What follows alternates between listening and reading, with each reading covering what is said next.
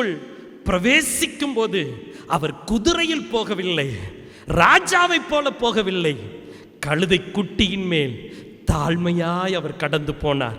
ஸ்தோத்திரம். பவனி வந்தார், தாழ்மையாய் பவனி வந்தார்.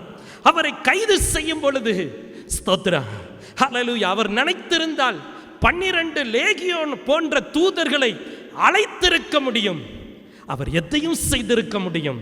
ஆனால் அவரை கைது செய்ய வரும்போது அவருடைய வல்லமையை வெளிப்படுத்தவில்லை, அவருடைய அதிகாரத்தை வெளிப்படுத்தவில்லை.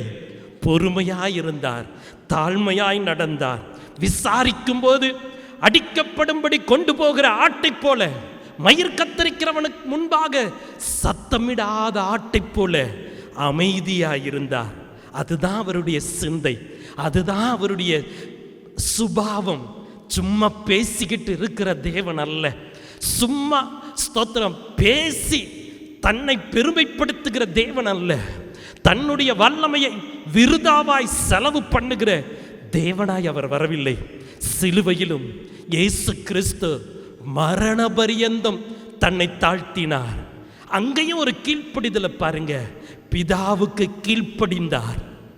பிதாவே, இந்த பாத்திரம் என்னை விட்டு நீங்க கூடுமானால் நீங்கட்டும், ஆகிலும் உம்முடைய சித்தம் என்று சொல்லி சிலுவையிலே தாழ்மையாய் கீழ்ப்படிந்து சிலுவையை சுமந்த இயேசு கிறிஸ்து ஸ்தோத்திரம். மரணத்திலும் அவர் சொல்லுகிறார், பிதாவே, என்னுடைய ஆவியை உம்முடைய கரத்திலே ஒப்பு கொடுக்கிறேன் என்று சொன்னார். பிதாவே, என்னுடைய ஆவியை உம்முடைய கரத்திலே ஒப்பு கொடுக்கிறேன்.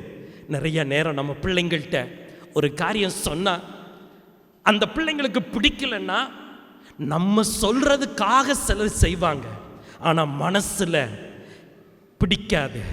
மனசில் அவங்களுக்குள்ள ஒரு கோபம் இருக்கும், ஒரு எரிச்சல் இருக்கும், முகம் ஒரு மாதிரி போகும், நம்மளை பிடிக்காத மாதிரி காட்டிக்கிடுவாங்க. ஆனால் இயேசு அப்படி இல்லை. ஸ்தோத்ரா. ஜீவனை கொடுத்தார்.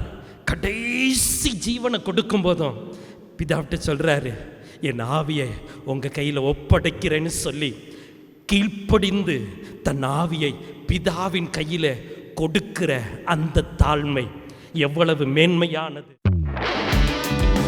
துதியின் கோட்டை ஆலயம் புதிய பேருந்து நிலையம் அருகில், திருநெல்வேலி 620007 தமிழ்நாடு, தென்னிந்தியா. இணையதள முகவரி www.fortopriceministries.org.